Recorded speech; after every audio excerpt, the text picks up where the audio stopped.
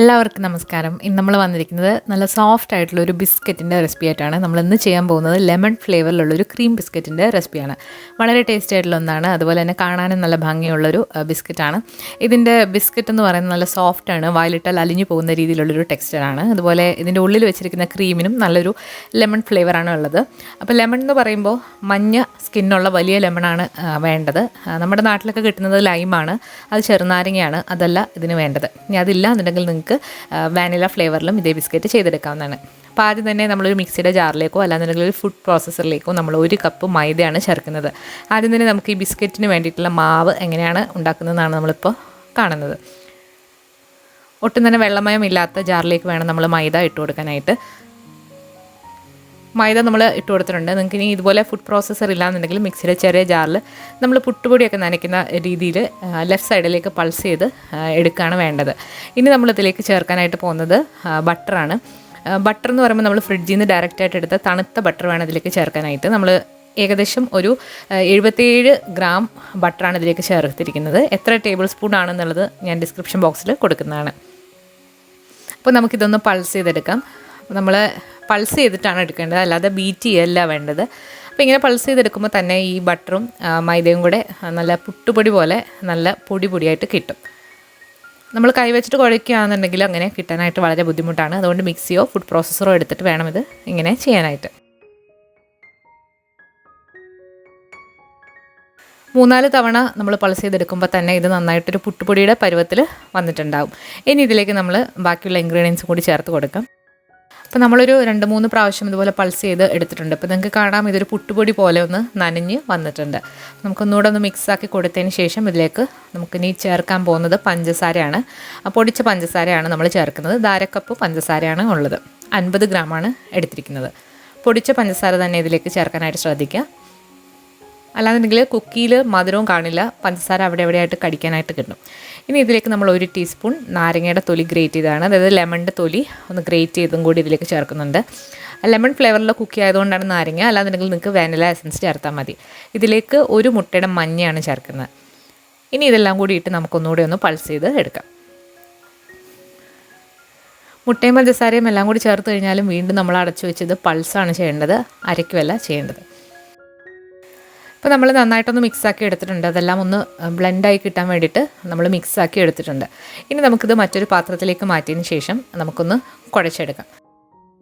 നമ്മളിത് കൈവച്ചിട്ട് ചെറുതായിട്ടൊന്ന് കുഴച്ചെടുക്കണം. കുഴച്ചെടുക്കുമ്പോൾ ഒരുപാട് ബലം പ്രയോഗിക്കാതെ വേണം ഇത് കുഴയ്ക്കാനായിട്ട്. കൈവച്ചിട്ട് ജസ്റ്റ് ഒന്ന് മിക്സ് ചെയ്യുക. വളരെ സോഫ്റ്റായിട്ട് തൊട്ടിട്ട് ഇത് നമുക്കൊന്ന് ഉരുട്ടിയെടുക്കാം. ഇതിലേക്ക് നമ്മളിപ്പോൾ 1 ടീസ്പൂൺ നാരങ്ങ നീര് കൂടി ചേർക്കുന്നുണ്ട്. വാനില ഫ്ലേവറിലാണ് ചെയ്യുന്നതെന്നുണ്ടെങ്കിൽ നിങ്ങൾക്ക് പകരം 1 ടീസ്പൂൺ വെള്ളം ചേർത്താൽ മതി.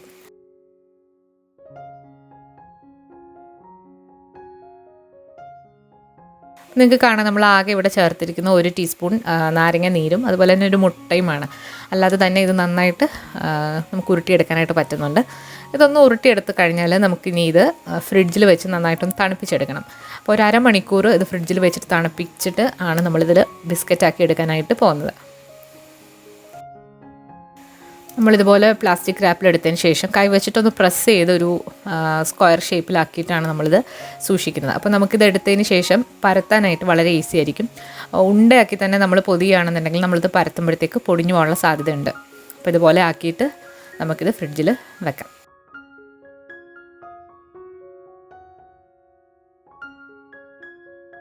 നമ്മളൊരു അരമണിക്കൂർ ഇത് ഫ്രിഡ്ജിൽ വെച്ചിട്ടുണ്ട്. നമ്മൾ ബട്ടറൊക്കെ ചേർത്തിരിക്കുന്ന കാരണം അരമണിക്കൂർ വെക്കുമ്പോഴത്തേക്ക് നന്നായിട്ട് കട്ടിയായിട്ട് കിട്ടും. ഇനി കുറച്ച് പൊടിയൊന്ന് കൗണ്ടർ ടോപ്പിൽ ഇട്ട് കൊടുത്തതിന് ശേഷം നമുക്കിത് ഒന്ന് പരത്തി എടുക്കാം. നമ്മളൊരു സെൻറ്റിമീറ്റർ തിക്നെസ്സിലാണ് ഇനി ഇത് പരത്തേണ്ടത്. നിങ്ങൾക്ക് എത്ര തിക്നെസ്സിൽ നമ്മുടെ ബിസ്ക്കറ്റ് വേണോ അതേ തിക്നെസ്സിൽ നമുക്കിത് പരത്തി എടുക്കാം. അതുപോലെ തന്നെ ഇത് ബേക്കായി കഴിയുമ്പോഴത്തേക്ക് കുറച്ചുകൂടെ കട്ടി വരും. ബിസ്ക്കറ്റ് എന്ന് പറയുന്നത് പൊതുവേ കട്ടി കുറഞ്ഞൊരു ഇതാണ്. അതുകൊണ്ട് കട്ടി കുറഞ്ഞിട്ട് നമുക്ക് പരത്തിയെടുക്കാം. നമ്മൾ വളരെ സോഫ്റ്റായിട്ട് തന്നെ പരത്തുക. അതുപോലെ തന്നെ ഇത് മൂവ് ചെയ്യുമ്പം വളരെ ശ്രദ്ധിച്ച് മൂവ് ചെയ്യുക. പൊടി നന്നായിട്ട് ഇട്ട് കൊടുക്കുക. അതുപോലെ ഇടയ്ക്കൊന്ന് ബ്രേക്കായി പോവുകയാണെന്നുണ്ടെങ്കിൽ കൈവച്ചിട്ടൊന്ന് പ്രസ്സാക്കി കൊടുത്തിട്ട് വീണ്ടും നന്നായിട്ട് പൊടി ഇട്ടിട്ട് പരത്തിയാൽ മതി. ഷേപ്പൊന്നും നിങ്ങൾ ബോദർ ചെയ്യണ്ട. ഇനി നമ്മളിതുപോലെ ഒരു ചെറിയൊരു പാത്രം എടുത്തതിന് ശേഷം ബിസ്ക്കറ്റിൻ്റെ ആകൃതിയിൽ ഒന്ന് കട്ട് ചെയ്തെടുക്കാം. നിങ്ങൾക്ക് എത്ര വലുപ്പത്തിലുള്ള ബിസ്ക്കറ്റാണോ വേണ്ടത് അതേ വലുപ്പത്തിൽ നമുക്ക് കട്ട് ചെയ്തെടുക്കാം.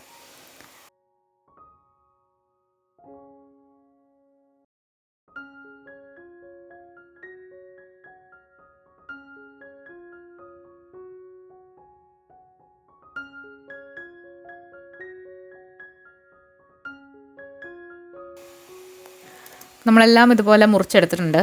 നിങ്ങൾക്ക് കാണാം ഈ ഒരു കട്ടിയിലാണ് നമ്മൾ എടുത്തിരിക്കുന്നത്.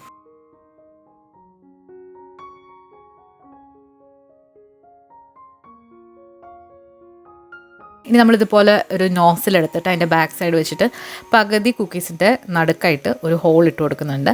അപ്പോൾ നമുക്ക് ആ ലെമണിൻ്റെ ഫില്ലിങ് വെക്കാൻ വേണ്ടിയിട്ടാണ് ആ ഹോള് ഇട്ട് കൊടുക്കുന്നത്. അപ്പോൾ പകുതി ഇതിൽ മാത്രം അങ്ങനെ ഹോൾ ഇട്ട് കൊടുക്കുക.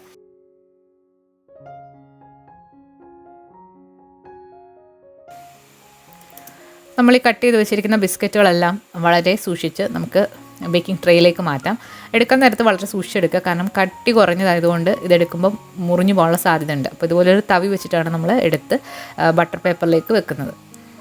ഇതേസമയം നമ്മൾ അവൻ പ്രീഹീറ്റ് ചെയ്യാനായിട്ട് വെച്ചിട്ടുണ്ട്. 150 ഡിഗ്രിയിൽ 10 മിനിറ്റ് പ്രീഹീറ്റ് ചെയ്ത് കിടക്കുന്ന അവനിലേക്ക് നമുക്കിത് വെച്ച് ബേക്ക് ചെയ്യാം. ബേക്ക് ചെയ്യാനായിട്ടുള്ള സമയം എന്ന് പറയുന്നത് 15 മുതൽ 20 മിനിറ്റ് വരെ നിങ്ങളുടെ അവൻ്റെ ടെമ്പറേച്ചർ അനുസരിച്ചിട്ട് വേരി ചെയ്യാം. അപ്പോൾ എല്ലാം ബേക്ക് ചെയ്ത് എടുത്തതിന് ശേഷം നമുക്ക് നോക്കാം. വളരെ സോഫ്റ്റ് ആയിട്ടുള്ള ബട്ടർ ഫ്ലേവറിലുള്ള നല്ല ലെമൺ കുക്കീസ് ഇവിടെ റെഡി ആയിട്ടുണ്ട്. ഇതിങ്ങനെ കഴിക്കാം. ഇതിൻ്റെ ഉള്ളിൽ ഫില്ലിങ് വെക്കണം എന്നുണ്ടെങ്കിൽ നിങ്ങൾക്ക് അങ്ങനെയും ചെയ്യാം. അപ്പോൾ നമ്മളിനി കാണിക്കാൻ പോകുന്നത് ഇതിൻ്റെ ഉള്ളിൽ വെക്കുന്ന ഫില്ലിംഗ് ആണ്. അപ്പോൾ അതിന് വേണ്ടിയിട്ട് ആദ്യം തന്നെ നമുക്ക് ഇതിനേക്ക് വേണ്ടിയിട്ടൊരു ലെമൺ കേർഡ് തയ്യാറാക്കി എടുക്കണം. ലെമൺ കേർഡ് എന്ന് പറഞ്ഞാൽ ലെമൺ ഫ്ലേവറിലുള്ളൊരു ജാം പോലത്തെ ഒരു സംഭവമാണ്. അതിന് വേണ്ടിയിട്ട് നമ്മൾ 5 മുട്ടയുടെ മഞ്ഞയും 1 മുട്ടയുടെ വെള്ളയും ആണ് എടുത്തിരിക്കുന്നത്. ഇതിലേക്ക് നമ്മൾ 1 കപ്പ് പൊടിക്കാത്ത പഞ്ചസാര, പൊടിച്ച പഞ്ചസാരയും എടുക്കാവുന്നതാണ്. വളരെ ചെറിയ തരികളുള്ള പഞ്ചസാരയാണ് നമ്മൾ എടുത്തിരിക്കുന്നത്. ഇനി നല്ലൊരു ഫ്ലേവർ കിട്ടാൻ വേണ്ടിയിട്ട് നമ്മളിതിലേക്ക് നാരങ്ങ തൊലി ചേർത്ത് കൊടുത്തിട്ടുണ്ട്. 2 ടീസ്പൂണോളമാണ് ചേർക്കുന്നത്. ഇതുപോലുള്ള ലെമണാണ് നമ്മൾ എടുത്തിരിക്കുന്നത്. ഇനി ഇതിലേക്ക് ലെമണിൻ്റെ പുളി ഒക്കെ കിട്ടാൻ വേണ്ടിയിട്ട് നമ്മൾ ലെമൺ ജ്യൂസാണ് ചേർക്കുന്നത്. 1/2 കപ്പോളം ലെമൺ ജ്യൂസ് ചേർക്കുന്നുണ്ട്. നമ്മൾ പഞ്ചസാര കൂടുതൽ ചേർത്തിരിക്കുന്ന കാരണം ഒരുപാടങ്ങ് പുളി വരില്ല. നിങ്ങൾക്ക് ഒരുപാട് പുളി ഇഷ്ടമല്ല എന്നുണ്ടെങ്കിൽ 1/4 കപ്പ് ചേർത്താൽ മതി. നന്നായിട്ടൊന്ന് ബീറ്റാക്കി എടുക്കുക. ലെമൺ കേർഡ് എന്ന് പറഞ്ഞാൽ ലെമൺ ഫ്ലേവറിലുള്ളൊരു ജാമാണ്. അപ്പോൾ അത് വളരെ ഈസി ആയിട്ട് നമുക്ക് ഉണ്ടാക്കിയെടുക്കാൻ പറ്റും. അപ്പോൾ നമ്മളൊരു സോസ് പാനിൽ കുറച്ച് വെള്ളം ഒന്ന് നന്നായിട്ട് തിളയ്ക്കാനായിട്ട് വെച്ചിട്ടുണ്ട്. ഇനി നമ്മൾ ആ ബീറ്റ് ചെയ്തിരിക്കുന്ന മിക്സ് ഇതിന് മുകളിലായിട്ട് വെച്ച് കൊടുത്തിട്ട് ഒന്ന് ഡബിൾ ബോയിൽ ചെയ്തെടുക്കണം. ചെറുതീയിലിട്ട് നമ്മളിത് കുറുകുന്ന വരെ നന്നായിട്ട് ഇളക്കി കൊടുക്കുക. ഒരു 10 മിനിറ്റൊക്കെ കഴിയുമ്പോഴത്തേക്ക് ലെമൺ കേർഡ് നന്നായിട്ടൊന്ന് കുറുകി വരും. നമ്മളിതിൽ മുട്ടയൊക്കെ ചേർത്തിരിക്കുന്ന കാരണം ഇത് നമ്മൾ കസ്റ്റർഡൊക്കെ ഉണ്ടാക്കുന്ന പോലെ നന്നായിട്ട് ഇപ്പോൾ കുറുകി വന്നിട്ടുണ്ട്. അപ്പോൾ നന്നായിട്ട് കുറുകി വന്ന് ഈ ഒരു കൺസിസ്റ്റൻസി ആയിക്കഴിഞ്ഞാൽ നമുക്ക് തീ ഓഫ് ചെയ്തിട്ട് ഇത് തണുക്കാനായിട്ട് മാറ്റി വെക്കാം. അപ്പോൾ ഇത് നന്നായിട്ട് തണുത്തതിന് ശേഷം നമുക്ക് ഒരു അരിപ്പയിലൂടെ ഒന്ന് അരിച്ചെടുക്കാം. കാരണം ഇതിൽ നമ്മൾ ലെമൺ സെസ്റ്റൊക്കെ ചേർത്തിരിക്കുന്നതാണ്. അപ്പോൾ അത് ഇടയ്ക്ക് കടിക്കുന്നത് അത്ര സുഖമില്ല. അപ്പോൾ അതുകൊണ്ട് നമ്മളൊന്ന് അരിച്ചെടുക്കുകയാണ്. തണുത്ത് കഴിഞ്ഞപ്പോഴത്തേക്ക് ഇത് കുറച്ചൊന്ന് കുറുകി വന്നിട്ടുണ്ട്. അപ്പോൾ ഇത് നമുക്ക് വെള്ളമയമില്ലാത്ത കുപ്പികളിലാക്കി ഫ്രിഡ്ജിൽ സൂക്ഷിക്കാം. അപ്പോൾ ഇനി ഇതിന് വേണ്ടിയിട്ടൊരു ബട്ടർ ക്രീം കൂടി നമ്മൾ ഉണ്ടാക്കുന്നുണ്ട് ബിസ്ക്കറ്റിൻ്റെ ഉള്ളിൽ വെക്കാനായിട്ട്. അപ്പോൾ അതെങ്ങനെയാണെന്ന് നോക്കാം. അപ്പോൾ അതിന് വേണ്ടിയിട്ട് നമ്മളിവിടെ ഒരു 1.5 ടേബിൾ സ്പൂൺ ബട്ടർ എടുത്തിട്ടുണ്ട്. ഇതിലേക്ക് ഒരു 1/2 കപ്പ് പൊടിച്ച പഞ്ചസാരയും കൂടി ഇട്ടിട്ട് നന്നായിട്ടൊന്ന് ബീറ്റാക്കി എടുക്കാം. ഇതിനങ്ങനെ പ്രത്യേകിച്ച് അളവൊന്നുമില്ല. നിങ്ങൾ എത്ര ബിസ്ക്കറ്റാണോ ഉണ്ടാക്കുന്നത് അതനുസരിച്ചിട്ട് പഞ്ചസാരയും ബട്ടറും എടുക്കാവുന്നതാണ്. നന്നായിട്ടൊന്ന് ബീറ്റാക്കി എടുക്കുക. പഞ്ചസാരയും ബട്ടറും കൂടെ നന്നായിട്ട് ബീറ്റാക്കിയിട്ട് ഒരു ക്രീം പോലെ ആയിട്ടുണ്ട്. ഇതിലേക്ക് നമ്മൾ നേരത്തെ തയ്യാറാക്കി വെച്ചിരിക്കുന്ന ലെമൺ കേർഡിൽ നിന്നും ഒരു 1.5 ടേബിൾ സ്പൂൺ ചേർത്ത് കൊടുത്തിട്ട് നന്നായിട്ടൊന്ന് ബീറ്റാക്കി എടുക്കുക. ഇപ്പം നമ്മുടെ ഫ്രോസ്റ്റിങ്ങിന് നല്ലൊരു ലെമൺ ഫ്ലേവർ കിട്ടും.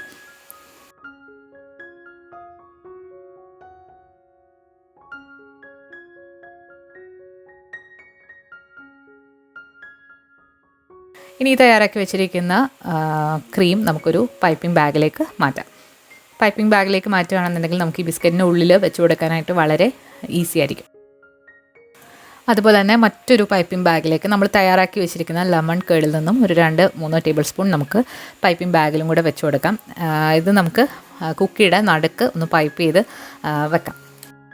ഇനി നമുക്ക് ബിസ്ക്കറ്റ് എങ്ങനെയാണ് ക്രീം ബിസ്ക്കറ്റ് ആക്കി എടുക്കുന്നത് നോക്കാം. അതിന് വേണ്ടിയിട്ട് നമ്മൾ എടുക്കേണ്ടത് 2 പീസ് ബിസ്ക്കറ്റ് എടുത്തിട്ടുണ്ട്. ഹോളുള്ളതും ഹോളില്ലാത്തതും എടുത്തിട്ടുണ്ട്. അപ്പോൾ ഇതിൻ്റെ ഉള്ളിലായിട്ട് ആദ്യം തന്നെ നമ്മൾ തയ്യാറാക്കി വെച്ചിരിക്കുന്ന ബട്ടർ ലെമൺ ഫ്രോസ്റ്റിംഗ് ആണ്. അപ്പോൾ അതിൻ്റെ സൈഡിലായിട്ടൊന്ന് പൈപ്പ് ചെയ്ത് കൊടുക്കുക. ഒരുപാട് പൈപ്പ് ചെയ്ത് കൊടുക്കണ്ട, സൈഡിലായിട്ട് മാത്രം മതി. കാരണം ഇത് അത്യാവശ്യം നല്ല ലെമൺ ഫ്ലേവറാണ്. ഇനി ഇതിന് മുകളിലായിട്ട് നമ്മൾ ഹോളുള്ള ബിസ്ക്കറ്റ് എടുത്ത് വെക്കണം. അപ്പോൾ ആദ്യം തന്നെ എല്ലാ ഹോളില്ലാത്തതിലും നമ്മൾ പൈപ്പ് ചെയ്തിട്ട് ഒരുമിച്ച് വെക്കാം. അപ്പോൾ ഇത് പൈപ്പ് ചെയ്യുന്നത് നിങ്ങൾക്ക് റൗണ്ടായിട്ടും പൈപ്പ് ചെയ്യാം, ഇതുപോലെ ചെറിയ ചെറിയ ഇതായിട്ടും പൈപ്പ് ചെയ്ത് വെക്കാവുന്നതാണ്. അപ്പോൾ അതൊക്കെ നിങ്ങളുടെ ഇഷ്ടത്തിന് ചെയ്യാവുന്നതാണ്.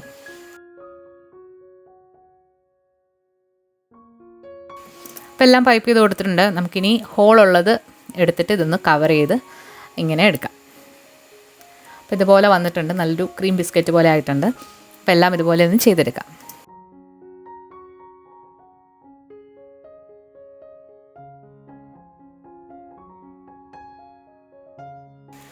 ഇനി നമ്മൾ ഈ ലെമൺ കേർഡ് ഈ ഹോളുകളിൽ ഒന്ന് ഫില്ല് ചെയ്യാണ്.